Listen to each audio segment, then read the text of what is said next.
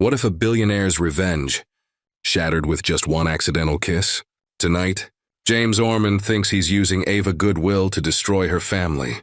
But in the next 30 seconds, her first touch will accidentally seduce the man sworn to ruin her life. 18 years, 2 months, 11 days.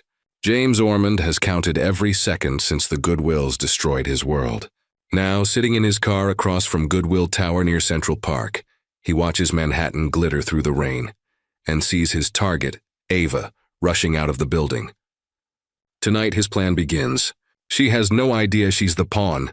Father only spoils you, because you're too weak for the real world. Thomas Goodwill's words had cut deeper than the storm. Ava Goodwill's breath caught. I give my life to those children, Thomas. You don't even see them, you only see numbers. Numbers. Build empires. His smile was cold. Love and photographs? They build nothing. You've always been Father's pampered little girl. Ava's heels struck the marble, her eyes burning. She ran into the rain, fighting for a breath, fighting for herself. Some call this family a blessing. To me, it's a sentence in silk and gold. How much longer must I fight just to breathe on my own? Will anyone ever look past the Goodwill name and see me? From the corner of the street, a black sedan waited. Inside, James Ormond watched Ava's figure vanish into the storm. The girl I studied in photographs is finally real, he murmured, but his chest tightened with something he hadn't planned to feel. He pushed the door open and stepped into the rain. Tonight was the first move in a game Ava Goodwill didn't even know she was playing. Ava's vision blurred with tears as she rushed into Central Park. The wet ground gleamed like glass, city lights splintering into broken stars. Suddenly, a mounted patrol horse spooked, hooves clattering against the slick asphalt. The reins snapped. The animal reared, her scream caught in her throat, and then arms. Hard, steady, pulling her against a chest that smelled of rain and cedar. The world tilted, thundered, then stilled.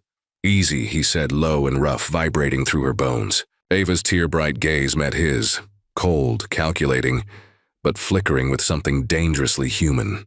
A sob broke loose, a shuddering hiccup. She clutched at his collar, fingers trembling, refusing to let go. Her face pressed into him, as if hiding from the storm. His thumb brushed her cheek. Rain, or was it a tear, wiped away with a touch that was far too intimate for strangers? This was never part of the plan. Ava looked up, her green eyes carrying fear, sorrow, and a fragile innocence that undid him. James looked down. Rain, breath, heartbeats. Her lips parted in shock, and before logic could intervene, his lips found hers in a kiss. That shouldn't have happened. Soft, electric, every wall crumbling. What had he done? Ava, he whispered almost to himself. He stepped back into the shadows, leaving her shaken, breathless, and desperate to know who had just saved her. But tonight, the taste of innocence lingered, what neither of them knew. Ava had secrets of her own, and that first kiss might be more dangerous than either of them could imagine. The next morning, sunlight spilled through the tall windows of the Goodwill Foundation. Ava knelt beside a group of children, helping a little girl tie her shoelaces. But her mind wasn't here. It was still caught in the storm, in the arms that had saved her. Who was he? She taught. Why do I still feel his touch, his kiss? Her lips curved with a shy smile before she quickly shook it away. Embarrassed by her own thoughts. Ava Goodwill. I swear, if you keep staring into space like that, I'll have to check your pulse. Judy Moore plopped into the chair beside her, dropping a stack of donation forms with a dramatic sigh. Her humor was a welcome distraction, as always. Ava flushed. I'm fine. You're not. You look like you've been kissed by a ghost or by a man. Which is it? Judy grinned, eyes sparkling. Ava hesitated, then whispered, I almost got trampled last night, but someone pulled me out of the street. I don't even know his name, Judy gasped, clutching her chest theatrically. Tall, handsome, brooding? Stop it, Ava laughed, though her cheeks burned. I don't even know who he was. Sounds like fate to me, Judy teased. And you, my friend, are overdue for a little fate. Cross town, James Ormond stared at the skyline from his glass-walled office. The memory of her trembling in his arms wouldn't leave him. She's supposed to be a target. Nothing more. You're hesitating. Travis Black's voice drawled from the leather chair in the corner. Older, sharper, Travis had been both mentor and warning for James. "I'm not," James replied flatly. Travis studied him with a knowing smile. "The first move has been made. Don't confuse sympathy with strategy. The Goodwills don't hesitate, and neither should you." James's jaw flexed, but he said nothing. His fingers drummed once against the desk, steady, controlled. That evening, in the Manor's study, Ava sat before her laptop, scrolling through the latest Foundation reports. Her eyes froze. New major benefactor, Ormond Enterprises. She read it twice. The name was unfamiliar, yet carried a strange gravity. Who is Ormond? The file went on. This mysterious investor had pledged a generous donation and requested a more active role in the Foundation's work. Ava's pulse quickened. She opened a search tab, typed James Ormond. Nothing, not a single photo. Only headlines about Ormond Enterprises. An upstart powerhouse in technology, rising fast, shrouded in quiet influence. She leaned back, unsettled. When the door swung open, "Ava." Robert Goodwill's voice filled the room, warm but commanding. He stepped in, hands behind his back. "My princess. How are you? Tomorrow night's gala, you'll shine as always. You make me proud." She smiled faintly, though her eyes flicked back to the glowing screen. But Robert's tone hardened. "It's time you looked beyond charity dinners. The Foundation is fine, but Goodwill Group needs you now. You belong at the table. Our table. Father," she said carefully, "we've talked about this. I don't want the company. I don't want that life. My work, my photography." Robert turned sharply, dismissing her words with a wave. "Still with that nonsense. Dreams and snapshots. You'll learn." Her throat tightened. She bit her lip, holding back the retort that always burned on her tongue. As the door closed behind him, silence pressed in. Ava's eyes returned to the screen. She whispered almost defiantly, "Mr. Ormond, perhaps tomorrow night at the gala, we'll finally see who you really are." The gala glittered with chandeliers and champagne, but to Ava it all felt suffocating.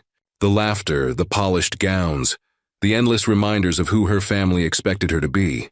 She gripped the stem of her glass tighter, her smile stretching too thin, her pulse drumming in her ears. "Smile, darling," Judy whispered beside her, adjusting her pearls. "Half these men are looking at you already." Ava forced a nod, but her gaze was heavy with something else. Restlessness. The urge to breathe in air that wasn't owned by the Goodwills. Then the doors opened. She turned her head casually, words ready on her tongue for Judy, but her throat locked. Her gaze snapped back as if pulled by gravity, her lips parting in disbelief. "God. Oh, it can't be." Her heartbeat slammed so hard she felt it in her fingertips. She steadied herself on the table, but the tremor in her hands betrayed her. James Ormond stepped into the room. He didn't belong to the gala's warmth or chatter. He carried his own storm, his presence slicing through velvet and glass like a blade. The suit, cut with ruthless precision, framed shoulders too broad to ignore. His jaw was set in stone, but his mouth curved in that impossible, almost smile. Dangerous, unreadable. Her eyes widened, drinking him in, tracing the hard lines of his face. She remembered the cedar scent of his coat, the strength of arms that had held her steady against the chaos. The man from that night, the man who kissed me. Her knees weakened, the room spun, and for a second she wasn't Ava Goodwill, daughter of Empire. She was just a woman whose world had tilted in a single heartbeat. "Are you okay?" Judy's voice sliced through her haze. She frowned at Ava's expression, reaching for her elbow. Ava swallowed, words trembling on her lips. "That man—" But she never finished, because James had already seen her. His gaze locked onto hers, unflinching, deliberate. He started walking across the room, each step heavy with purpose, like a predator moving through prey. And yet his eyes, his piercing blue eyes, were fixed only on her. And in that suspended moment, Ava knew. Whatever this was, it would change everything. He stopped in front of her, his eyes steady on hers. "Good evening," he said, his voice low and controlled. Ava's breath caught. She managed a smile, though her pulse thundered in her chest. "Good evening." His lips curved into that almost smile she remembered. "I'm glad to see you safe." And smiling. Judy, standing at Ava's side, glanced between them, sensing the current in the air. "Oh, I should. I'll be right back." she murmured, disappearing into the crowd. Left alone, Ava steadied her glass in trembling fingers. So you're James Ormond. What an unexpected coincidence. He took a slow sip of his drink, eyes never leaving hers. I don't believe in coincidences. Every meeting has a purpose. Her throat tightened. She parted her lips as if to answer, but no words came. His presence unsettled her, made her heart stumble in a rhythm she couldn't control. Then a voice called her name from across the hall. Reluctantly, Ava turned. I'm sorry, she said softly. James leaned closer, his gaze sharp, his tone almost a promise. I have no doubt we'll be seeing much more of each other. She stepped away, swallowed by the gala's glittering chaos. Yet even as people surrounded her, even as she forced herself into polite conversation, her eyes betrayed her, sliding back to him again and again, and across the room. James Ormond stood like a shadow in a tailored suit, speaking casually to others, but every so often, his gaze cut through the crowd and locked on hers. For both of them, the gala was no longer about champagne or chandeliers. It was about the storm they had just stepped into. Morning unfurled like a careful ribbon through the high windows of the Goodwill Foundation. Children's laughter spilled down the corridor, skipping over tile and sunlight. Ava crouched to tie a frayed shoelace, steady fingers working a clean knot, the smallness of the task calming her breath.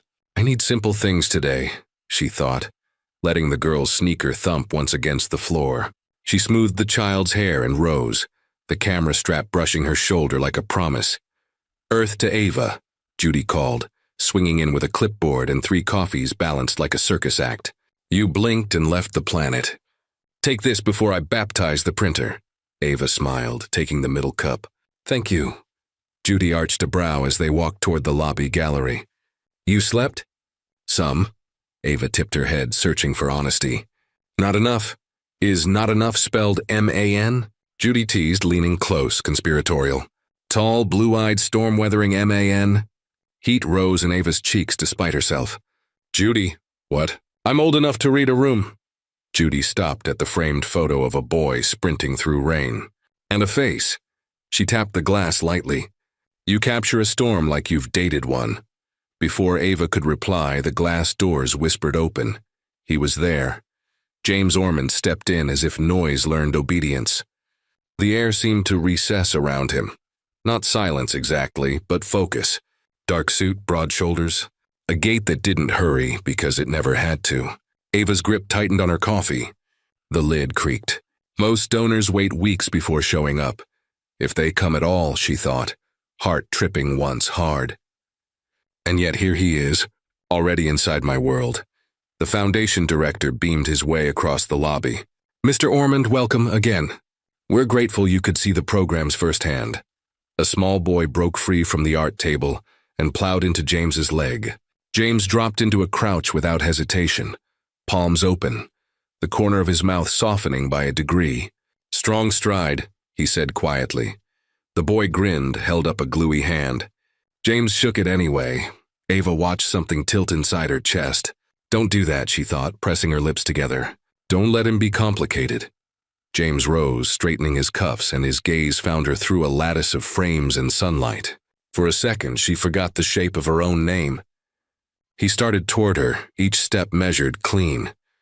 Judy made a small noise, the kind that meant I'll be in the other room if you need me, but I'll hear every word. Donor packets, she announced to no one and to everyone. Must print. She vanished. Ava set her coffee on the gallery ledge and faced him, spine lengthening a fractional inch. Mr. Ormond, she said, professional even. Thank you for your generosity. Her throat tightened. The next words came gentler. And I tap for last night. I didn't get to say it then. Thank you for pulling me out of the street. He inclined his head, the smallest acknowledgement. There's no need. The answer was crisp, designed to end a subject. I was in the right place, but his eyes didn't behave. They held hers half a second too long, as if committing her to memory would be useful later. She's just the key. Nothing more, he told himself, posture exact. Would you like to see the gallery first? Ava asked and hated the tremor she heard. She turned to the nearest frame, rescuing herself with facts. These are from our weekend workshops. Kids learn to frame what they feel. It gives them more language than words. James took a step closer to the photograph of the rain-sprinting boy. "He looks like he knows where he's going," he said, voice lower now, the consonants unhurried. "Even if he doesn't," the observation hooked somewhere under her ribs.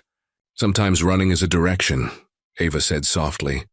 His gaze ticked to her profile. He didn't smile. He didn't have to. It was there in the way his breathing changed, a fraction deeper once, as if his body responded before permission. She moved toward a table stacked with folders. "I pulled reports for you, metrics, outcomes." The boring parts hidden between the good. She reached and the top folder slid. Pages fanning across the floor in a sigh of paper. "Sorry," she whispered. Dropping to her knees, he was already there, the line of his suit folding cleanly, fingers sweeping pages into stacks. Their hands met on the same sheet, heat first, shock second. Her breath caught. The world zoomed to the point where skin touched skin. James didn't move his hand right away. His thumb flexed, an instinct toward tracing the fine bones across her knuckles. The muscle in his jaw ticked. He pulled back a beat too late. Control yourself. Don't let her see, he thought, stacking pages with ruthless precision. "Thank you," Ava managed, gathering the papers and willing her pulse to hide. She stood. He did too. Their shoulders aligned for a moment, close enough for her to smell rain where there was none. He studied the displayed images instead of her. "You photograph faces like windows," he said, still not looking. "It's inconvenient," she blinked. "Inconvenient? For anyone who prefers walls." Now he looked. Not a smile, something steadier, more dangerous. "Where should I start?" She pointed toward the community lab. "The after-school program. They treasure anyone who shows up when they say they will." "I plan to." His reply was simple, but the way he said it made time feel like a kept promise. They walked the corridor together, small hands waving, markers squeaking across paper, the sweet tang smell of glue, printer heat and orange slices. Ava explained intake forms and triage lists, the quiet heroism of reliable snacks. He asked few questions, but each was precise, like he'd learned long ago that the right answer only appears when the right question does. At the doorway of the lab, he slowed. A little girl's braid had half fallen apart. Ava reached to fix it, fingers nimble, voice warm. The child beamed at her, then at him with the grave assessment only children have. "You look like a superhero," the girl told James. He considered this, then nodded solemnly. "Only on paperwork." Ava's laugh slipped out before she could stop it. Light, startled, unguarded. She tucked it away too late. He felt it. A flicker. Not victory, something he refused to name. He shifted his weight, the set of his shoulders tightening just slightly. "Stay on the board. Play the game." They paused again at the gallery at the photograph of Rain. He glanced down at her hand on the frame's edge. Paint-scarred nail, a faint scratch near her thumb. The life of work visible. His eyes returned to hers. "You'll be seeing more of me," he said. "Don't even promise folded inside neutrality." "I know," she answered, and surprised herself by meaning it in more than one way. He inclined his head and turned toward the exit. He didn't look back. He didn't need to. The echo of his presence was an architectural feature. The door sighed shut. Silence rearranged itself around her. The building buzzed the way living things do. Lights humming, vents whispering, a cart rolling somewhere unseen. Ava pressed her palm to the cool metal of the frame, grounding. "This is still my place," she thought, "even if he's inside it." "Ava." The voice came from behind her, flat, familiar. She turned. Thomas stood in the doorway, the line of his mouth taut, eyes already cataloging, concluding. He took in the scattered remnants of order, the restacked folders, the single coffee on the ledge, the air that still remembered another body. Who was that man? He asked, not because he didn't know, but because he wanted the answer to Bruce. He stepped closer, the scent of expensive cologne and impatience arriving first. "I don't like the way he looks at you." Ava's fingers tightened around the folder until the cardboard protested. She lifted her chin a fraction, not enough to start a fight, just enough to stand in her own outline. "A donor," she said evenly. "Here to see the work." Thomas's gaze lingered on the closed door, then slid back to her face, sharp as a verdict. "Keep it professional," he said softly, the kind of softness that scrapes. Some men mistake gratitude for permission. He turned and walked away. Ava stared at the door a moment longer, pulse a stubborn drum in her throat. She exhaled slowly, set the folder on the table, and smoothed the top page with a steady palm. Keep it professional, she thought, feeling the lie of how simple that sounded. From the hallway, children laughed, loud, real, unafraid. The sound tugged a small, grateful curve to her mouth. She picked up her camera and lifted it to her eye, the world narrowing to frame and light, and the exact second something true appears. But even as she focused, she knew it. The storm hadn't passed. It had chosen a new address. The apartment was quiet except for the hum of her laptop. Ava sat cross-legged on the couch, a blanket wrapped loosely around her, the glow of the screen reflecting in her tired eyes. She scrolled through the day's photographs, children laughing, paint-splattered hands, small victories frozen in light. She paused on one shot. Her breath caught. James. He had drifted into her frame at the gala, half in shadow, a glass in his hand, watching the room. She hadn't even realized she'd captured him. Slowly she enlarged the image until his face filled the screen. Piercing eyes, carved lines, the faint curve at his mouth that wasn't quite a smile. Her fingers hovered on the trackpad. Why can't I look away? The cursor slid closer, framing his eyes, then his mouth. Heat rose beneath her skin, shameful and undeniable. She closed the laptop with a snap, pressing her palm to the lid as if it could steady her pulse, but the image lingered behind her eyelids. Across the city, the restaurant was dim, the kind of place where secrets preferred to be spoken. James sat opposite Travis Black, the older man's cufflinks catching the candlelight. Travis swirled his wine, studying James with a gaze that saw too much. "You've been planning this for 15 years, Travis said, his voice smooth as smoke. "Don't tell me hesitation is creeping in now." James's jaw flexed. "There's no hesitation," Travis smirked, unconvinced. He leaned forward. "The girl is the first step. Fragile, naive, she'll fall quickly.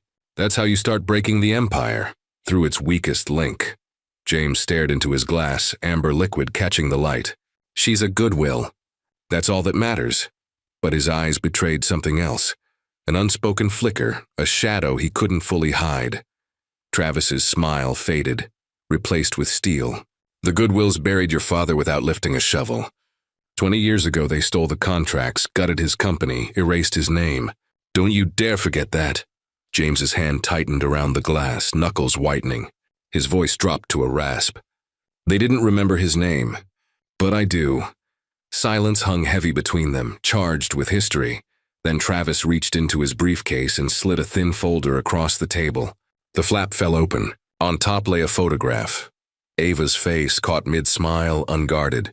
"Your next move begins with her," Travis said. James's gaze lingered on the picture longer than it should have. His mouth pressed into a line, unreadable, as the candle flame wavered between them. "She's just the key," he reminded himself. Nothing more, but his grip on the photo betrayed him. The gallery hummed with soft jazz and murmured conversations. Tonight, Ava wasn't the girl drowning in her brother's shadow. It was her night, Ava Goodwill's first solo photography exhibition. She stood radiant in midnight silk, her work finally commanding the room. The walls told stories, faces of every age captured in raw honesty. A boy with paint on his hands, an old woman laughing through wrinkles, a soldier holding back tears, and one frame tucked between them all. James Ormond. Judy noticed first, clutching her champagne with wide eyes. "Darling, why on earth did you put him here?" "The storm man himself?" Ava's chest tightened.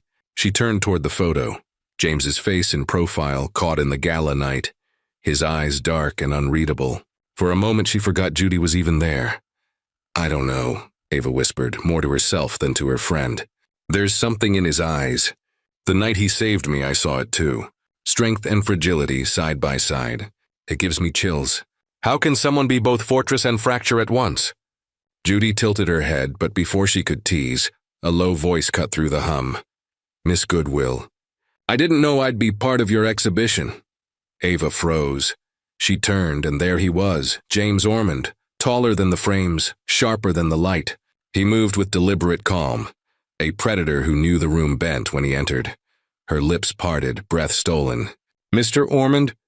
Wasn't expecting you tonight. He stopped in front of the photo, eyes flicking between the frame and her. I heard you speaking of my eyes. I'd like to hear it from you. What makes me worthy of a place on these walls? Her throat constricted. Every pair of footsteps, every voice around them seemed to vanish. Ava swallowed, gathering courage. When I look at this face, she said softly, I see a man who carries the weight of the world in his eyes. But just behind the strength, there's a fracture, and it's that fracture that makes him unforgettable. Because strength without vulnerability is only stone. But here, both exist together. James's breath hitched. For a man who'd trained himself never to flinch, the words struck clean. He stared at her, silence stretching like wire between them. His jaw clenched, but his eyes betrayed something raw. They didn't speak for long seconds. They didn't need to. Finally, James leaned closer, voice low. When you leave here tonight, do you already have plans? Ava blinked, pulse skipping. Why? Because I'd like to continue this conversation. Somewhere quieter. Her lips parted, a tremor at the edge of a smile. But before she could answer, laughter boomed from across the gallery. At the far end of the room, Thomas stood with their father, Robert Goodwill, both men's gazes fixed on her and James. Who is that man? Robert's voice was clipped steel. Thomas's eyes narrowed. A wealthy investor. He's made donations to the foundation, but he's been near Ava too often. I don't like it. Robert's jaw hardened, his glass trembling faintly in his grip. Any man near my daughter is my business. I want every detail about him, everything. Find out who he really is. From across the gallery, James and Ava still stood close, framed by her art, unaware that the storm had just gained new witnesses. The gallery lights still glowed behind her, laughter and crystal clinking spilling into the street. Ava stepped onto the curb, breathless from the attention, her skin tingling from James's last words. And then she saw it, the black sedan idling at the curb, the back door open. James Ormond waiting, his eyes locked on her, steady, unreadable, daring her to take the step. Behind her, voices called out, Ava, where are we celebrating? Name the place. She didn't turn. Her gaze never left James. I already have plans tonight, she said softly, almost to herself. Then louder to her colleagues. Another time. Her heels clicked against the wet pavement as she crossed to the car. James's hand rested on the open door, his jaw tight, his expression giving nothing away. She slid inside. The leather was cool against her skin. James followed, the door closing with a heavy thud that seemed to shut out the rest of Manhattan. For the first time, they were side by side. Alone. Silence stretched, thick with awareness. Up front, the driver glanced at them through the mirror, then wisely turned his eyes back to the road. Ava's fingers toyed with the clasp of her purse. So, where are we going? James's gaze stayed on her, unblinking. Someplace that will tell you more about me than dinner ever could. Her breath caught. The words, the tone, danger and intimacy braided together. Ava leaned back against the seat, her pulse hammering. Why does it feel like I'm stepping into something I can't walk away from? James shifted slightly closer, the faint scent of cedar surrounding her. His voice dropped, almost a promise. Trust me, Ava, just for tonight. Her heart stuttered. She nodded, though she didn't know why. The city lights blurred past the window as the car carried them away, toward the place where his past and her heart would collide. The gallery lights still glowed behind her, laughter and crystal clinking spilling into the street. Ava stepped onto the curb, breathless from the attention, her skin tingling from James's last words. And then she saw it, the black sedan idling at the curb, the back door open. James Ormond waiting, his eyes locked on her, steady, unreadable, daring her to take the step. Behind her, voices called out, Ava, where are we celebrating? Name the place. She didn't turn. Her gaze never left James. I already have plans tonight, she said softly, almost to herself. Then louder to her colleagues. Another time. Her heels clicked against the wet pavement as she crossed to the car. James's hand rested on the open door, his jaw tight, his expression giving nothing away. She slid inside. The leather was cool against her skin. James followed, the door closing with a heavy thud that seemed to shut out the rest of Manhattan. For the first time, they were side by side. Alone. Silence stretched, thick with awareness. Up front, the driver glanced at them through the mirror, then wisely turned his eyes back to the road. Ava's fingers toyed with the clasp of her purse. So, where are we going? James's gaze stayed on her, unblinking. Someplace that will tell you more about me than dinner ever could. Her breath caught. The words, the tone, danger and intimacy braided together. Ava leaned back against the seat, her pulse hammering. Why does it feel like I'm stepping into something I can't walk away from? James shifted slightly closer, the faint scent of cedar surrounding her. His voice dropped, almost a promise. Trust me, Ava, just for tonight. Her heart stuttered. She nodded, though she didn't know why. The city lights blurred past the window as the car carried them away, toward the place where his past and her heart would collide. The sedan slowed before a low brick building, plain and unremarkable between the glass towers of Manhattan. Ava's brows knit in confusion. This isn't dinner, she murmured, her hand tightening around her purse. No, James said simply, stepping out and offering his hand. His face was unreadable. It's something more important. The door opened before she could ask another question. A man with graying hair and tired eyes lit with warmth rushed forward. James! He embraced him with the kind of affection Ava had never seen directed at him before. Your donation, it covered everything. The children have beds, coats, books.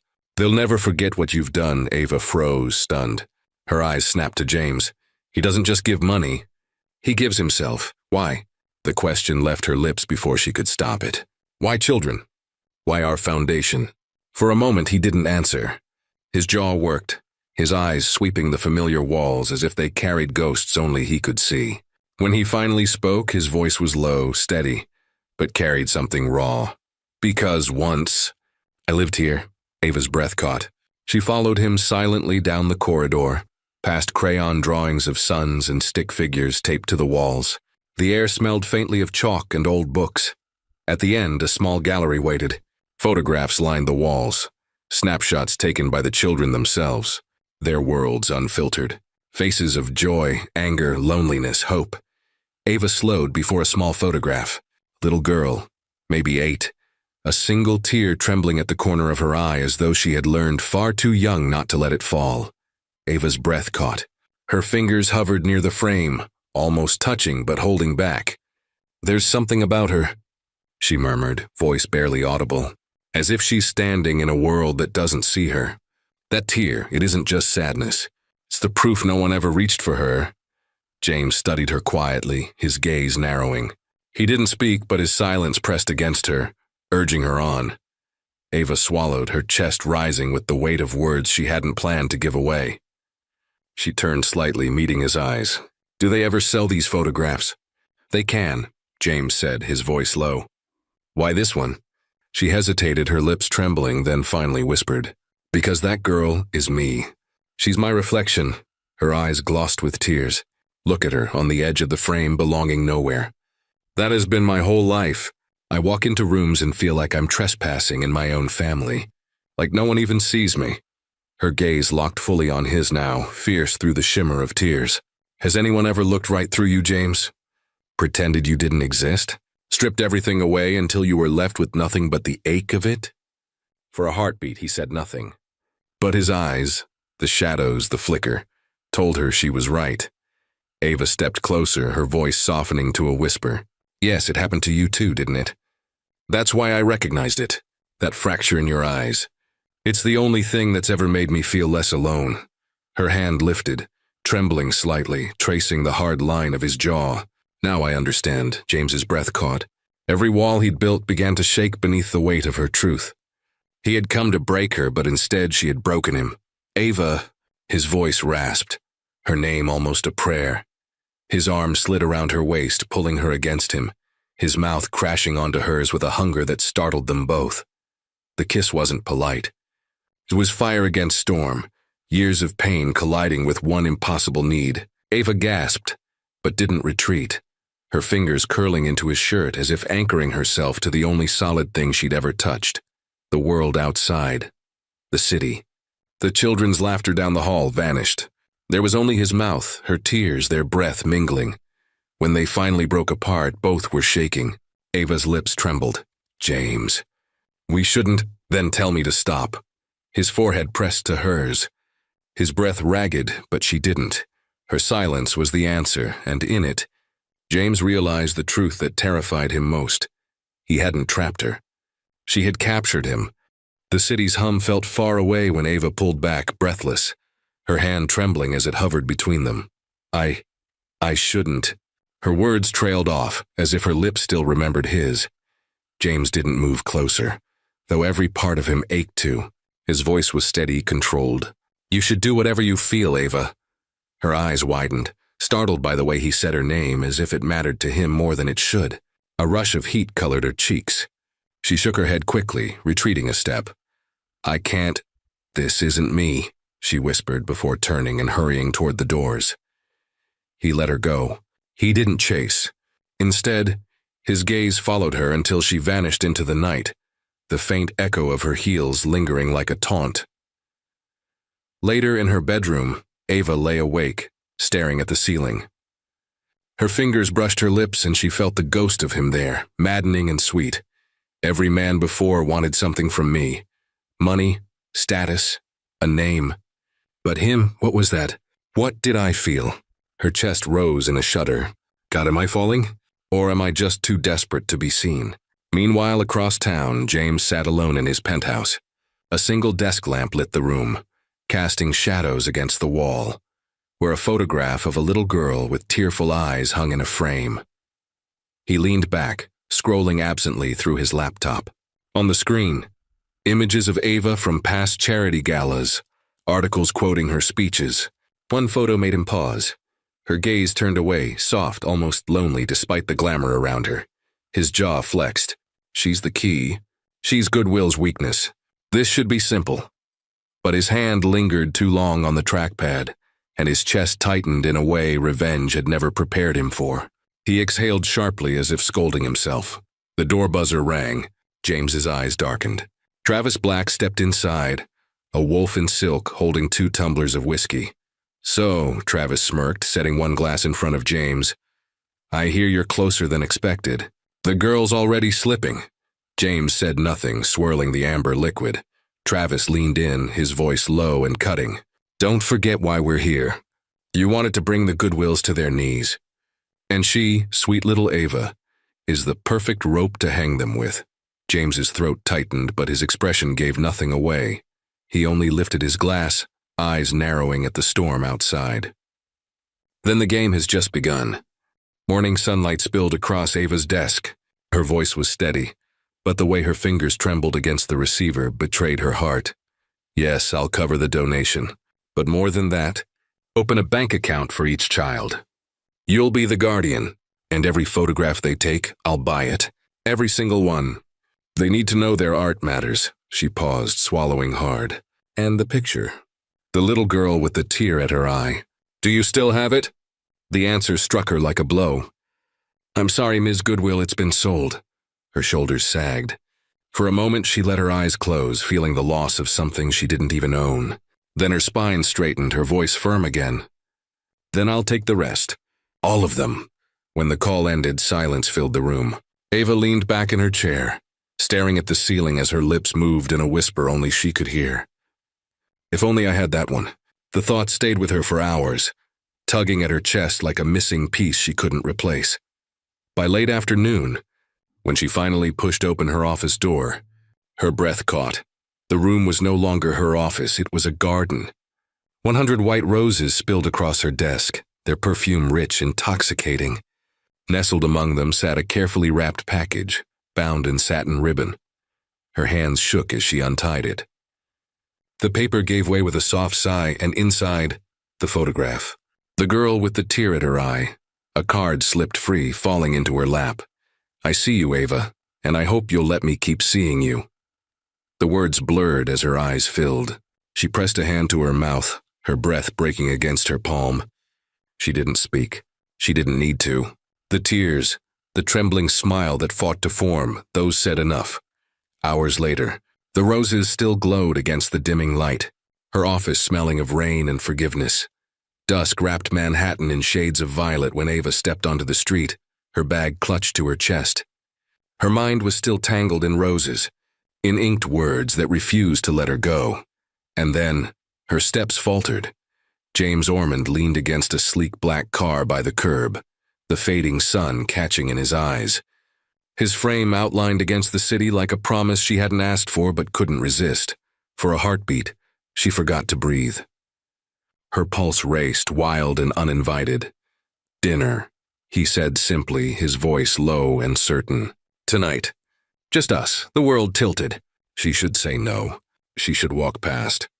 But her lips parted. A smile, small, betraying, slipped free, and she walked toward him. James opened the door, his gaze never leaving hers. As she stepped inside, the hum of the city fell away. Only one truth remained. Tonight would change everything. The elevator opened into glass and skyline. Ava stepped out, eyes widening at the glittering city spread beneath them. She turned, hesitant. "I thought we'd be going out." "A restaurant, maybe." James was already shrugging off his jacket, sleeves rolled to his forearms, perfectly at ease in his own domain. He glanced at her, lips curved in that almost smile. "My home," he said simply, "has better food, better wine, and a better view than any restaurant in New York." Her pulse jumped. She followed him in and only then saw the terrace. Candles, red wine, the Hudson shimmering like liquid silver. For a moment she forgot to breathe. They sat across from each other on the terrace. Candlelight danced in the glass walls, painting James in warm golden shadow. Ava lifted her fork, pausing mid-air. "You cooked this yourself?" He didn't look away as he cut his steak, movements precise. "Do you trust me with dinner?" She tasted, her lips parting in surprise. "It's incredible. You're—" Her voice softened, full of surprises. Silence lingered, broken only by the clink of cutlery. Ava traced the rim of her glass with her finger, buying time. Her body betrayed her nerves, her shoulders tight, breath shallow, as though every moment with him was a test she wasn't sure she'd pass. Finally, she set the glass down. Why the children's home? Why so much for them? James's jaw tightened. His gaze drifted past her to the city lights. "Because I was one of them. Not at birth. I had a family once, wealth, a name." His voice hardened. "My father trusted the wrong people. Everything we had, gone. My mother, gone with it. And my father—" His throat worked, words dragging against stone. He couldn't live with it. I was 16. By 18, I had nowhere else to go. Ava's hand flew to her mouth. Her chest ached, eyes stinging with tears she hadn't expected. "James, I'm so sorry." He turned back to her, unreadable, yet a faint smile tugged at his lips. "Don't be. People who take everything always pay, one way or another." The flicker of darkness in his tone sent a shiver through her. She looked away, out at the Hudson, steadying herself with the view. Ava rose, wine glass in hand, and walked to the railing. The city glimmered beneath her. She sipped, then lowered the glass, fingers trembling just slightly. James joined her, silent. He took the glass gently from her hand and set it aside. His palm settled at her waist, warm, grounding. Her voice cracked the silence, soft, uncertain. "There's something different about you, James. You scare me. And yet, I can't look away." He turned her toward him, eyes blazing. "Then stop trying." And his mouth deepened over hers, hunger spilling past control. Ava gasped, hands fisting in his shirt, her body trembling with the war between instinct and desire. "James." Her voice cracked, fragile and breathless. I don't. Trust doesn't come easy for me." He pulled back just enough to look into her eyes, his thumb brushing her cheek. His voice was low, rough, unyielding. "Then trust me tonight. Let me see you. All of you." Her chest heaved, lips parting as if to protest, but the words never came. His kiss returned, fiercer, stealing what doubt remained. She melted. Her fingers slid up his chest, clutching at his shoulders as though he were the only thing keeping her upright. His hands traveled her back, strong, claiming, until every nerve was alight. When he lifted her into his arms, she clung to him, her head falling against his shoulder. The city lights glowed through the glass as he carried her down the hall. The door closed behind them. Clothes fell in whispers, breaths tangled, hearts collided. Ava's last hesitation dissolved in the fire consuming them both.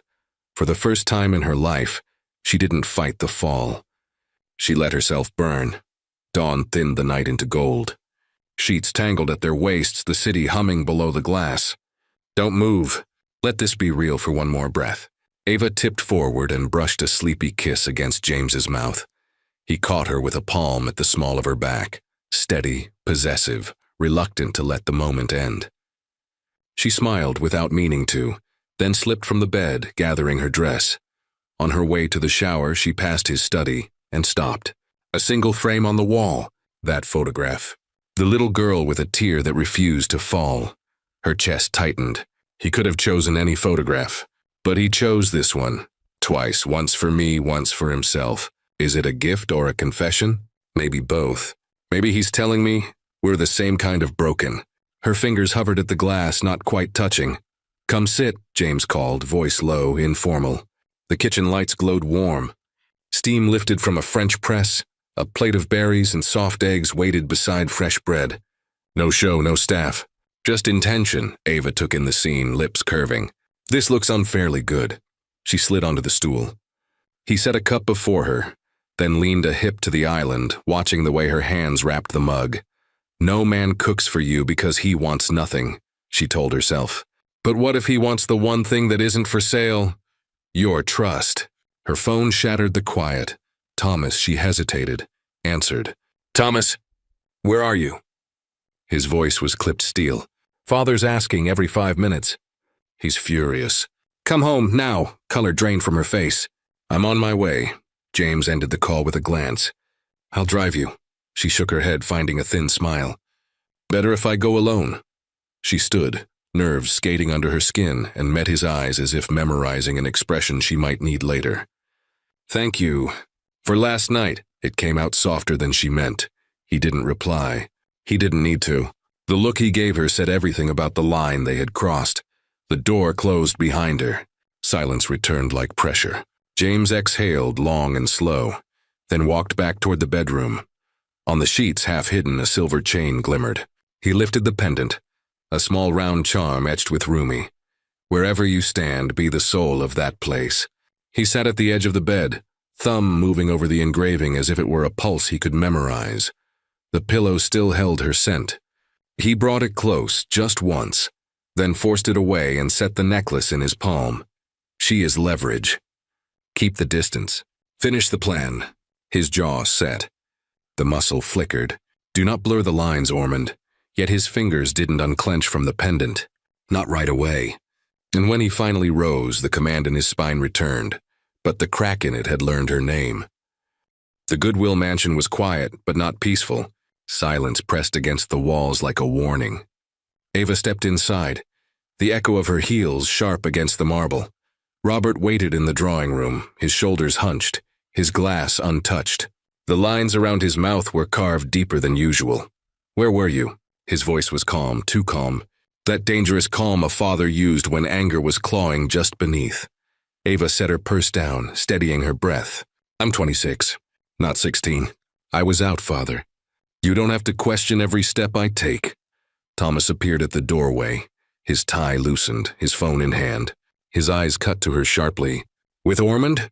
That's where you've been, isn't it? Ava didn't answer. She only looked at him.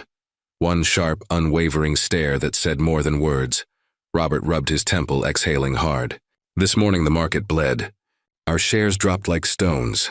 Today of all days, Ava, I didn't need to wonder if you were safe.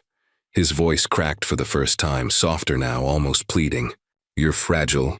Too naive for the kind of wolves circling men like me. I couldn't bear it if something happened to you. Ava's throat tightened. She loved him, but the cage of his love was unbearable. If you trusted me half as much as you trust Thomas, you'd see I'm not as weak as you think. You protect me, Father, but you don't know me. The words landed heavy. Robert's face twitched like he'd been struck. Then Thomas's phone rang, sharp and slicing through the air. He answered, pacing. What? No, repeat that. How many shares? 15%. By a single holder? His face paled. And another 10 by... Someone else? That's impossible. Who has that kind of capital? Ava's head lifted, but Thomas didn't see her. What are you saying? Someone's cornering us. His voice rose, breaking. This is a trap. Robert stood, spine rigid. 15 and 10. 25%. His jaw clenched as if the number itself was poison. That's not speculation, that's a move. Someone's coming for us. Thomas ended the call, his hand shaking as he lowered the phone. He met his father's eyes. Looks like we're about to meet a new partner, whether we want to or not. The firelight flickered, catching the cold dread in Robert's face. Ava looked between them, the storm of their panic and power games swirling around her. She lifted her chin, her voice cool. I'm sorry. This isn't my world.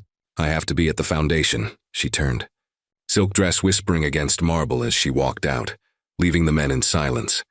Behind her, Robert's glass shattered in his grip. And somewhere else in Manhattan, James Ormond raised his own glass to his lips, calm, deliberate, knowing the trap was closing. 3 weeks later, the goodwill men were unraveling. Robert snapped at every shadow. Thomas's voice sharpened to a blade. Shares had slipped into hidden hands, and still, no one could name who was buying. Ava felt their tension like static in her veins. But each night she drowned it in James. His arms, his silence, his storm. Ava's chest tightened as the thought pressed in. Why did she feel freer in his arms than she ever had in her father's house? And why did that freedom terrify her? That afternoon, Ava walked into James's office unannounced, mischief fluttering in her chest. Before she reached his door, a tall man blocked her path. Immaculate suit, smile cut like glass, Miss Goodwill, he said smoothly, eyes lingering too long. Ava's stomach coiled. Do I know you? Not yet. But you will, her pulse stumbled. Something primal whispered, danger. The door opened. James emerged, eyes narrowing. Travis, he bit out. Not now, Travis smirked, mock polite. Of course. He tipped his head toward Ava, then walked away, leaving a chill in his wake. Ava turned to James, unsettled. Who is he? I didn't like his energy at all. James brushed her arm, voice calm, but his jaw set hard. An old associate. Nothing more. But inside, his thoughts raged. She feels the danger, and she's right. That evening, James took her to a discreet restaurant by the river. Candles flickered against the glass, the city glowing beyond. She wanted to ask about Travis, about the storm she felt coiled in James. But each time she tried, his eyes caught hers and the question died. By dessert, the silence between them throbbed hotter than words. His hand brushed hers as he poured the wine. She didn't pull away. Later, the penthouse swallowed them whole. The Hudson shimmered under moonlight, but Ava's gaze locked only on him. She stood at the terrace rail, wine trembling in her hand. I thought control made me strong, she whispered. But with you, her voice faltered. I don't know anymore. James stepped close, so near the warmth of his body pressed into hers. He took her glass, set it aside. His fingers slid down her wrists, slow, deliberate, before silk coiled around them, binding. Her breath caught sharp. She looked up at him, fear and hunger warring in her eyes. The thought ripped through her as his grip tightened. God, what's happening to me? Let go, James murmured. His tone was command, but his eyes burned with something she didn't expect. Longing, Ava hesitated. Then, trembling, she let the tension fall from her body. The kiss that crashed down was not tender. It was consuming, desperate, breaking through every wall she had built. His mouth devoured hers, and her muffled gasp turned into a moan. Her body arched into him, bound but willing, fire and surrender fusing until she couldn't tell one from the other. James's mind rebelled, even as he felt her give in. She was in too deep, exactly where he wanted her. So why did it feel like he was the one drowning? Sheets tangled, wine spilled, breathless laughter tangled with cries. Ava's surrender wasn't weakness. It was power, the kind that stripped him bare in ways revenge never had. Much later, she slept curled against him, her wrists free now, her hand resting on his chest. James sat awake, jaw rigid. His phone buzzed.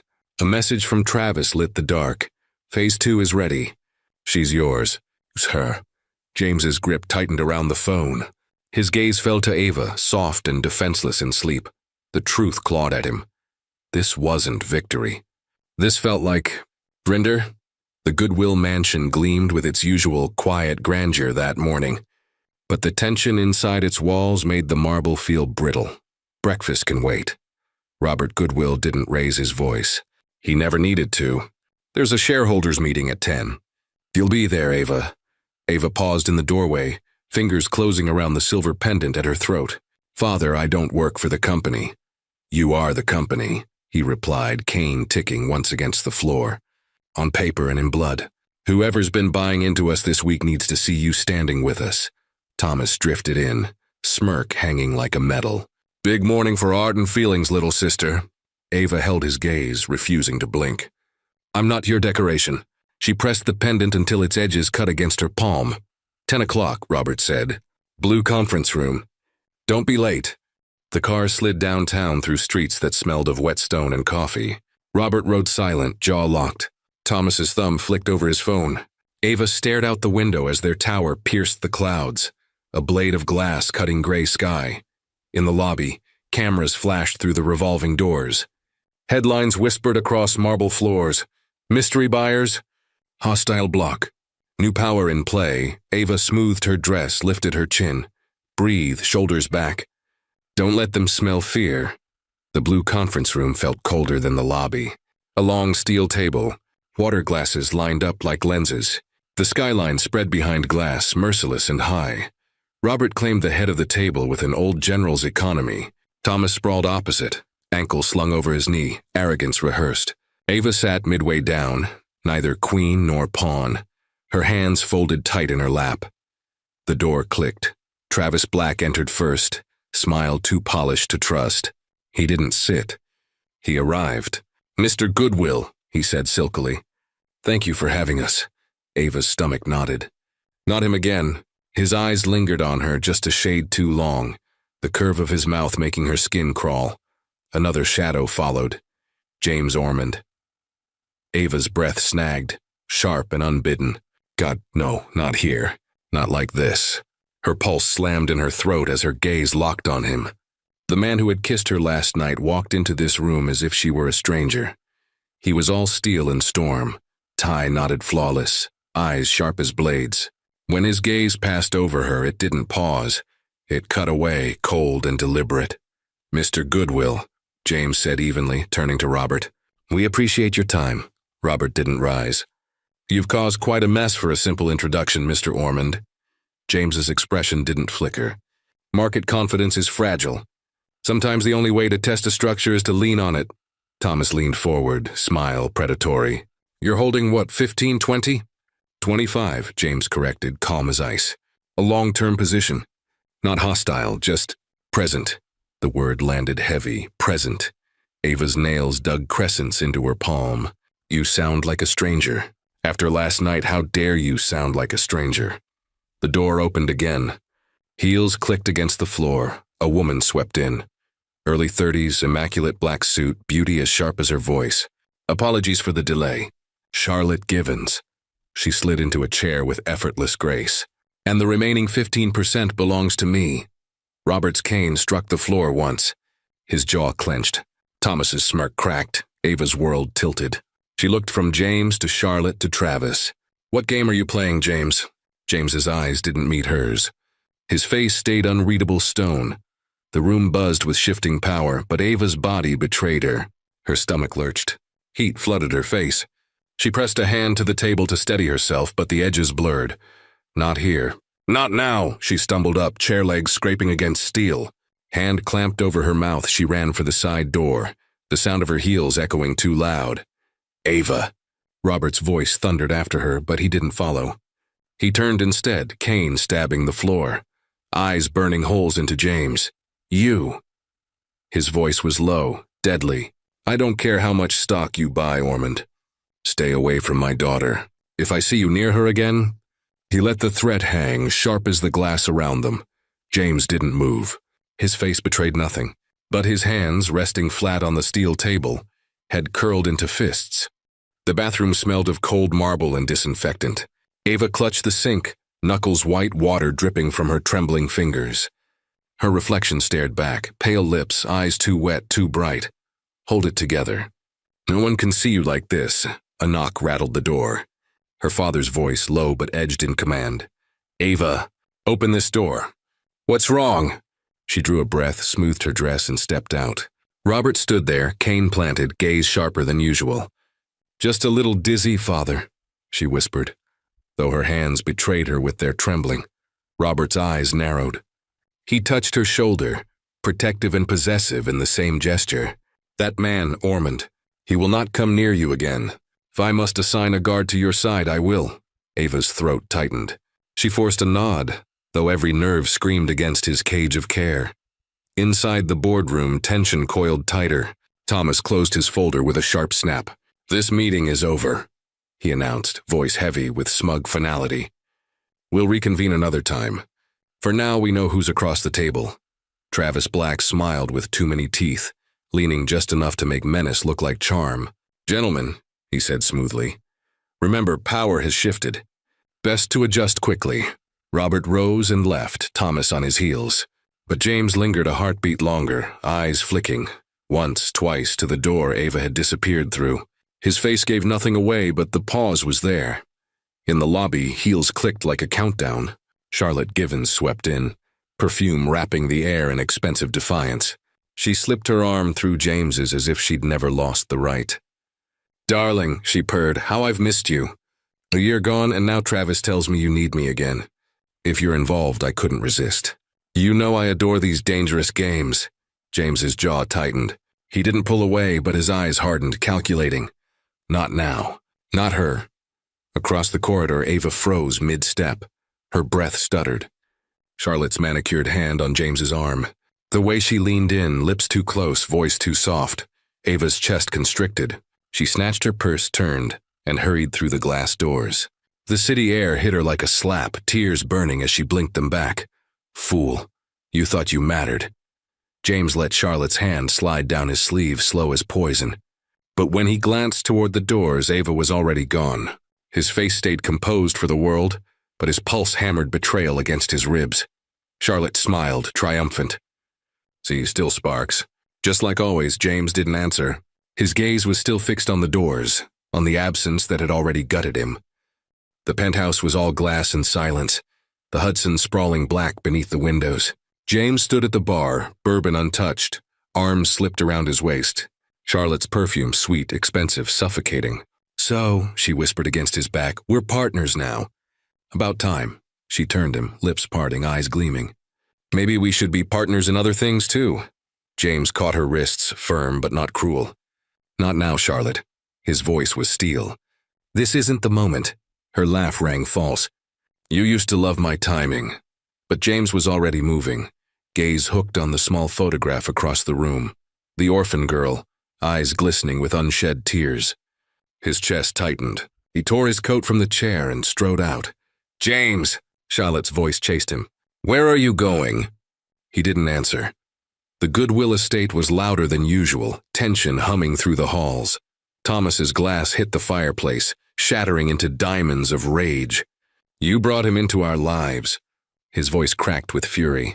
"That smug bastard Ormond. And you," Robert's pretty little princess, paraded him right in. Ava's chin lifted, eyes flashing. "I'm not your excuse, Thomas. I'm tired of your jealousy. You're 4 years older, not my father." His hand closed around her throat, slamming her against the wall. His breath was hot, desperate. "Do you know what it's like? To spend your whole life proving yourself, while father gave you everything without question." Her fingers clawed at his wrist, eyes blazing. "Do you know what it's like to hold yourself back?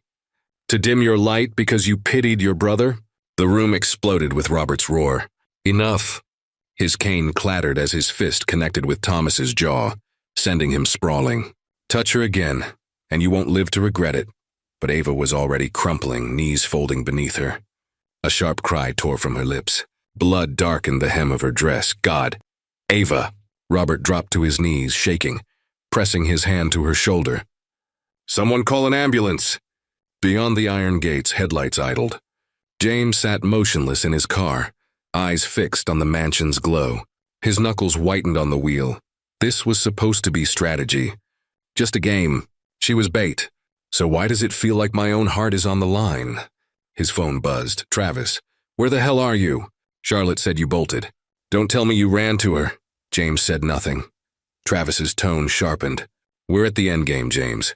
You were supposed to break her, not fall for her.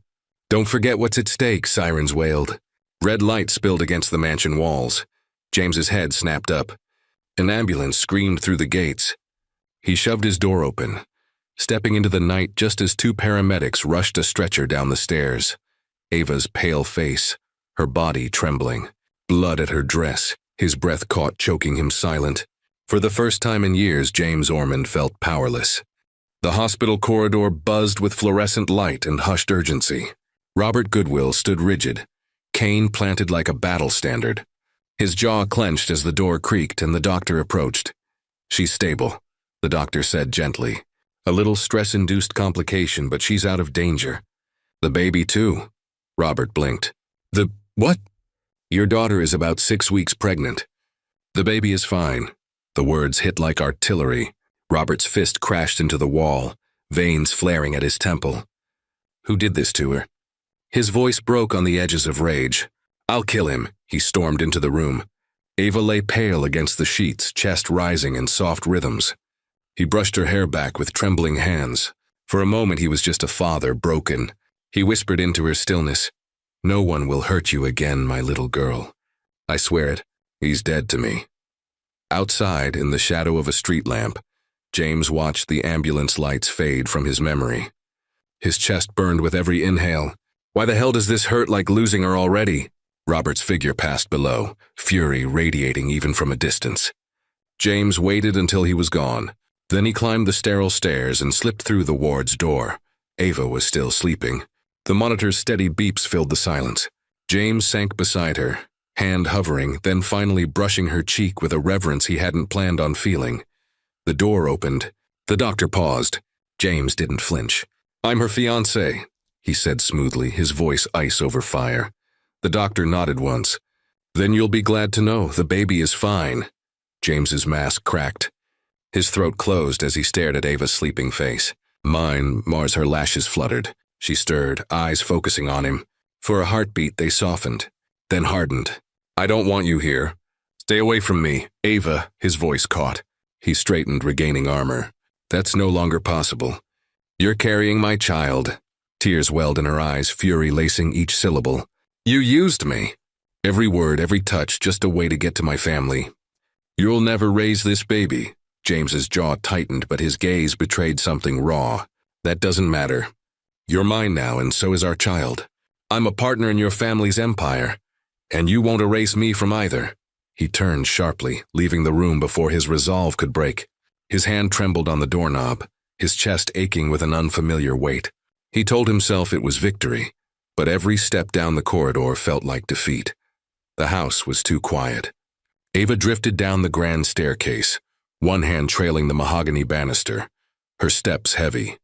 Her face was pale, eyes rimmed with fatigue. Every sound, her heels on marble, the grandfather clock's tick, echoed like judgment. Thomas leaned against the column, drink in hand. His voice sliced the silence. "Look at you. The saint with secrets. The princess who let a viper into our house." Ava stopped midway, shoulders tense. She didn't answer. Silence was her shield.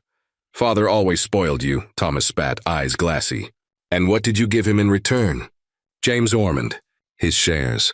His hands all over our name. And now," his gaze burned, "now his child inside you." Her breath caught, but she refused to look away. Robert's cane tapped the marble as he entered, his presence commanding the room. "Enough," he said, his tone low but iron. Thomas whirled on him, bitterness spilling over. "It was always her. Always Ava. And me? I was the weapon, the soldier, the shadow. You never loved me the same." Robert's eyes softened for the first time in years. He stepped closer, laying a heavy hand on Thomas's shoulder. "You're my son," he said. "Strong, ruthless, yes, like me. The world doesn't bend for men like us, it breaks. That's what I needed you to be." Thomas's lip trembled despite himself. His fists clenched at his sides, torn between rage and the need to be seen. "Ava," Robert's voice cracked just a fraction. "She carries your mother in her veins. Mercy, softness. She reminds me of what I lost. I loved her differently. Not more. Differently." The words pierced Thomas deeper than any knife. He turned away, blinking hard, and stumbled toward the back hall. His shoulders shook once, just once, before the door slammed. Ava stood frozen, the scene unraveling in front of her. She wrapped her arms around herself, fighting tears. Her father turned, but his face was already granite again. "Don't mistake this house for safety, Ava. James Ormond is not a man you can save." She nodded faintly, though her heart screamed otherwise. The penthouse dining room glowed with crystal and steel. Travis Black poured whiskey into 3 glasses, his movements deliberate, controlled. He set one in front of James, the other in front of Charlotte, and leaned back, smile sharp. "To victory," he said. Charlotte clinked glasses, eyes glittering. James only stared at the amber liquid, jaw tight. Travis's gaze narrowed. 25% wasn't enough for you? With Charlotte's 15, we own 40. The rest will fall. The Goodwills will be stripped to their bones. He leaned forward, his voice low. They'll walk out of that tower with nothing but their clothes. James's lips pressed into a line. His fingers drummed once on the table. Travis tilted his head. "But I see it. The fire's dimming in you. That little heiress, she's softening you." His words struck like blows. "I brought you in because of the ice in your veins, James. Don't tell me love is putting it out." James's gaze lifted, cold but flickering. "We've done what we came to do. The rest might not matter anymore." Travis slammed his glass down. "It matters until Robert Goodwill is nothing. Until every empire brick he stole is dust. Don't lose yourself now." Charlotte's laugh broke the tension, rich and cutting. She slid from her chair, heels clicking, circling behind James. Her hands slipped over his shoulders, nails grazing the fabric of his suit. "Travis is right," she purred. "But maybe the problem isn't Ava. Maybe it's you, James. You've forgotten what you need." James stiffened. Her breath brushed his ear. "She can't give you what I can. She's a girl in a glass castle, naive, fragile. You need a woman, a partner who understands power, who knows how to burn with you, not break." Her hand slid lower, but James caught her wrist, firm, unyielding. His voice was gravel. "Enough, Charlotte." Her smile faltered. "She'll never satisfy you. She'll destroy you." James stood, chair scraping back. His eyes burned with something neither Travis nor Charlotte had seen in years. A raw, dangerous truth. "I love her, and that makes her stronger than either of you." For a heartbeat, silence cut the air. Charlotte's eyes flashed with rage, Travis's with something colder, disappointment edged with warning. James grabbed his coat. "I won't let this plan swallow her. Or me." Travis's voice followed, dark and sharp. "Then don't come crawling back when she chooses her family over you. Remember, James, you're only strong when you're ruthless." Charlotte's laugh chased him to the door. "You'll regret this," James didn't answer. He walked into the night, but his steps were heavier than freedom. Because for the first time, revenge wasn't the only fire consuming him. Ava arrived at the foundation looking pale and drained. Days of silence at home had left her spirit heavy, and now nausea pressed her deeper into the shadows of her office. She sat alone in the dim light, fighting to steady herself. James found her at her desk before she saw him, head bowed over prints, fingers tracing the grain of paper as if it might tell her what to feel. Short breath. Long hallway hum. "I didn't ask for this," she thought, the thought like a stone in her throat. She lifted her eyes. James stood in the doorway like a question. The fluorescence picked out the angles of his face. The foundation smelled faintly of wet charcoal and lemon cleaner. He closed the door behind him without a sound. "Can we talk?" he said. One small sentence. He folded his hands in front of him like a man trying to keep something from breaking. Ava pushed her chair back. Her knees made the soft protest of someone not used to being unsettled. "Don't," she managed. Her voice was an edged thing. She kept her palms flat on the table, as if anchoring herself to the only honest surface left. James took a step forward, a step measured and slow. "I owed you the truth," he said. His voice had lost all the performance it wore in public. It sounded small, human. He reached into his coat and pulled out a small envelope. He didn't hand it to her. He placed it on the table and left it there, a quiet proof. Ava did not open it. Her fingers hovered over the flap like a diver over water. "Why?" she whispered. The single word carried 18 years of betrayals. Because he could not make the war end any other way. He wanted to tell her. But telling would not erase the war. He looked at her as if scanning for the girl he'd first seen in the rain, the one who had made his plan feel like a ledger with margins bleeding. "My family lost everything," he said, each word deliberate. When I was a boy, people you see at galas sat in rooms deciding our fate. I learned to take back what was taken. I learned to be precise. He swallowed. The shape of the memory changed his face. I came to you as part of that precision. Ava's mouth opened. She had pictured 1,000 confessions. Never this cool arithmetic. She felt the floor tilt sideways. You turned my life into an equation, she thought. Heat crawling from the base of her throat to her face. Her fingers clenched the edge of a print until the paper creased. He reached for her hand, a movement so small it might have been a habit. She jerked away. You used me, she said. The syllables were punctures.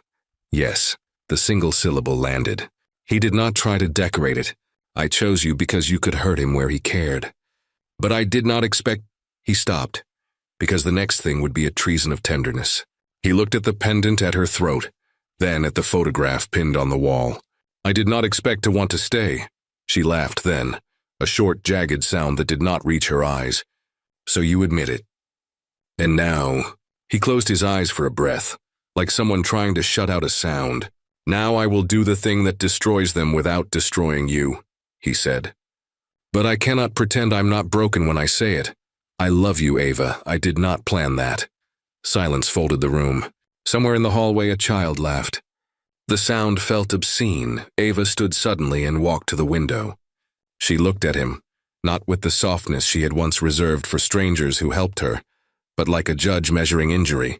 If you expect forgiveness, she said slowly, you will earn it. Not from words, from what you stop doing. He nodded because the motion admitted both guilt and an unwillingness to lose her. I will fix this. Without using you. She turned and for the first time in hours let a fragile, incredulous thing touch her voice. Prove it. That evening the house smelled of old money and lacquer. Ava's front door closed behind her like a verdict. Robert Goodwill met her in the hall. His coat was off and his hands trembled just enough to look human. You were at the meeting, he said. Not a question, a claim. Ava's jaw tightened. She had rehearsed this in her head a dozen ways. You never told me, she said. The sentence fell like a small hammer. Robert's face folded. He took a step closer, then another. Do you know what the board said? Who walked into our shares? He spoke fast, an old man trying to outrun his own shame. She did not mince anything now. The crisis had burned away subtleties. Do you know who James Ormond is? Her voice was a cracked bell. Do you remember the Thompsons, the Ormonds, the contracts we protested? Do you remember how you celebrated the takeover? Robert stared as if listening to someone else's story. He blinked. Business is business, Ava. Deals happen. Ava smelled the faint trace of his cologne, and for a second that memory of being small in the doorway. She stepped forward until the space between father and daughter was a fault line. People lost their lives, father. People were left without a home. You call it deals. Some of those deals killed people. His hands found his cane. He did not strike. His voice found steel. We did what we had to for the company. He looked almost pleading now. We protected what we built. You protected your empire. The words were quiet but absolute. You don't get to dress it up as protection and call it justice. Robert's nostrils flared. For a breath, he looked like a man who had never expected his daughter to speak out of him. You think I don't know pain? I raised you in safety. You raised me in a cage, she said. Her fingers trembled on the pendant at her throat. You told me love was a neat thing you could buy supplies for. People, real people, were collateral. Not for you. He sank onto a chair, the old shock of being seen for all his choices hitting him. Ava, he whispered, the name like a plea. She gathered herself in the hush and folded into the only voice that still felt honest. I will not be your shield anymore. He looked up then, and the old, brittle tenderness slipped in. Then show me how to be better, he said. The request was almost a confession. Ava turned away. The weight in her belly, still secret to everyone but herself, tightened like a second pulse. I have to be stronger than this, she thought. For me, for him, for the child. Outside, lights shimmered on the river like promises that might not keep. Inside, two people who had lived by different ledgers found themselves at the first page of an account. Neither of them knew how to balance. The penthouse light spilled soft gold across the glass, but the room felt strangely bare, as if it had been waiting. James had not expected the knock at this hour. When the door opened and Ava stepped in, every muscle in his body drew taut. Ava. His voice carried both disbelief and relief. You came? She closed the door behind her without answering at first. Her coat still clung to her shoulders, rain damp, her hair catching the city's glow. She looked at him like a woman who had already decided her fate. This isn't a visit, she said, steady but low. It's a choice. James's brows knit, but he didn't move closer. Yours or mine? Both. She walked past him into the living room, dropping her bag onto the polished table with a thud that cut the silence. Then she turned, eyes fixed on him. If you truly love me, if you mean to be a father to this child, we cannot keep circling in shadows. We end this war. James's chest rose, then fell as though bracing for a blow. And how do you think we end it? Ava unclasped the thin chain at her throat, the pendant trembling between her fingers. She set it gently on the table beside her bag, like an offering. I spoke to the lawyers. I'll transfer my shares to you. Her hands shook, but her gaze did not. It's a test of faith, James. A trust I shouldn't have left to give, but I am giving it anyway. He froze. Ava, if you betray me, I lose everything. My family, my name, my place in this city. But if I sign them over, you'll hold more power than Travis, more than Charlotte, more than anyone. She took a breath that sounded like it hurt. With those shares, you can destroy me.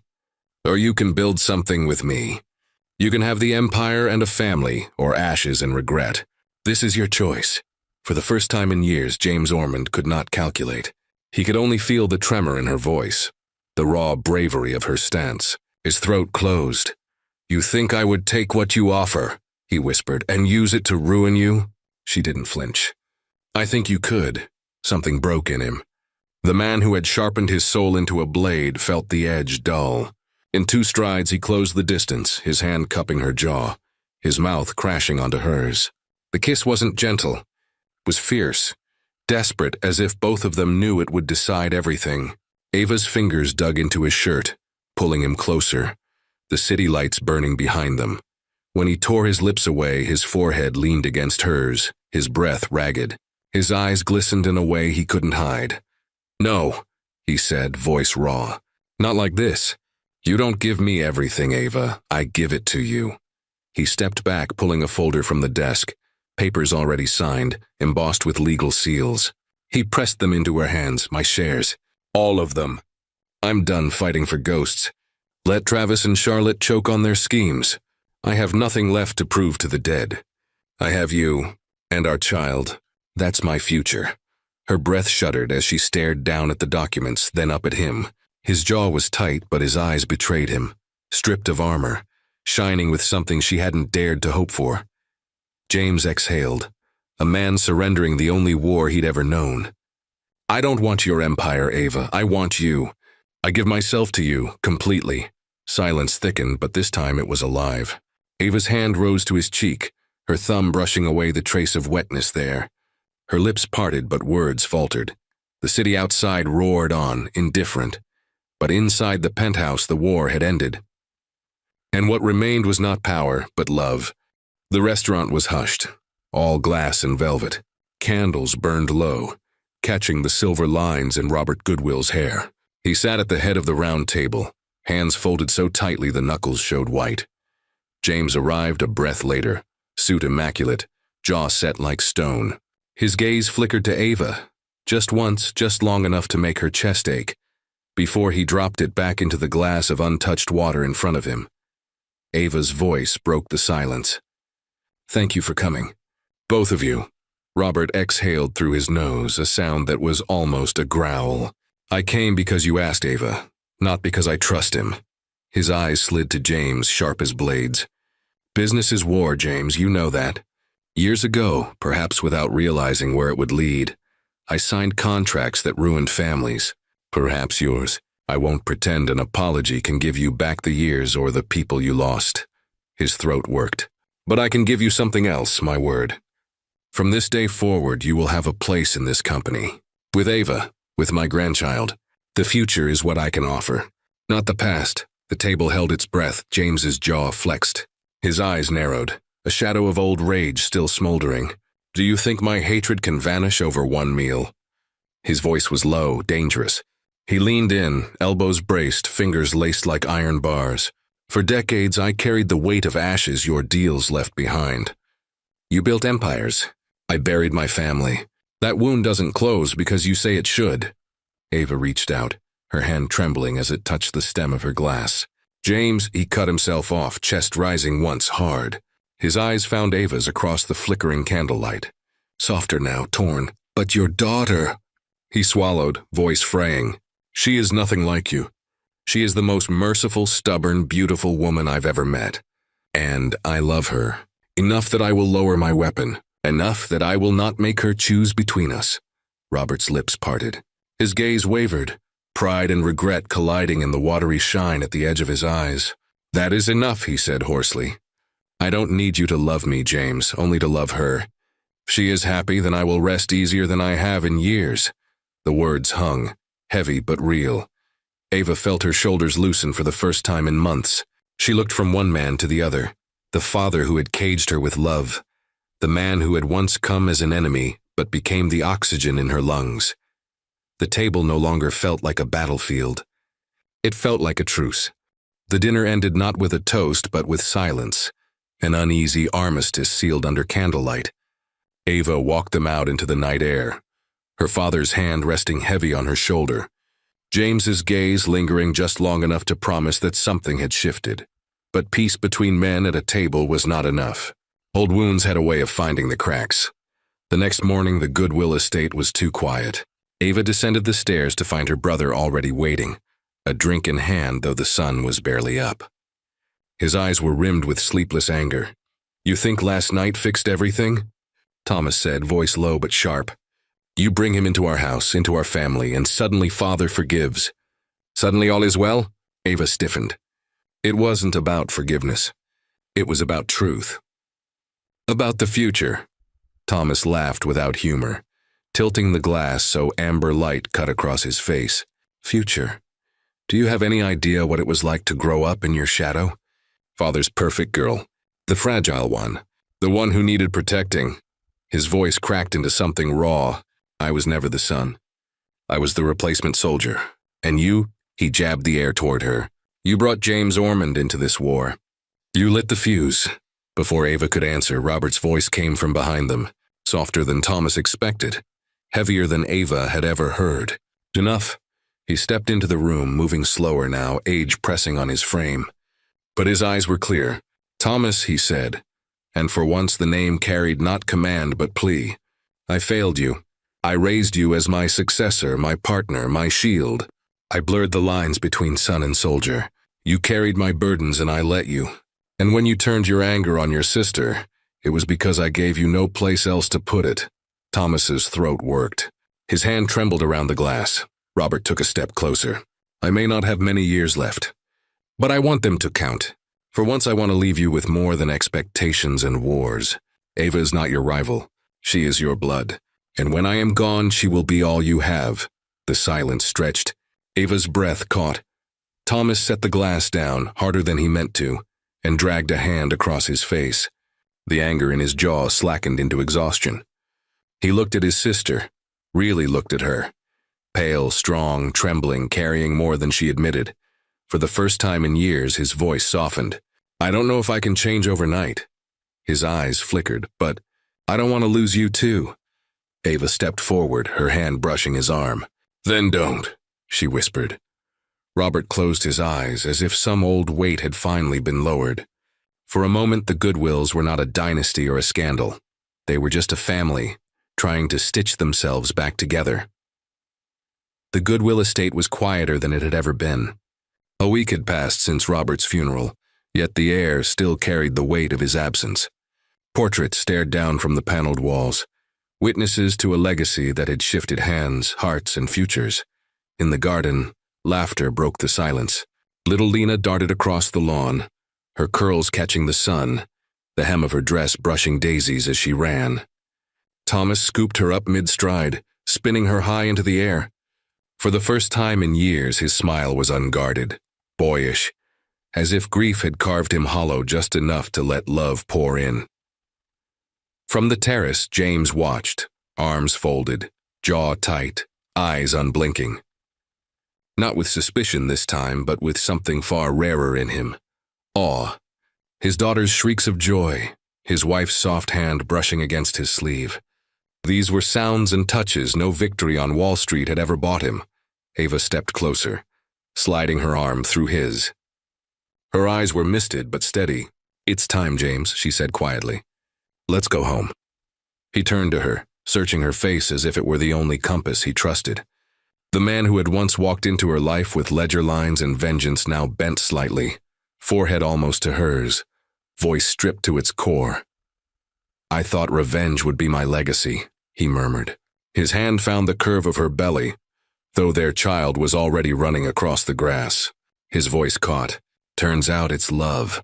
Ava leaned into him, head resting against his chest. "Home isn't a place," she whispered back. "It's you."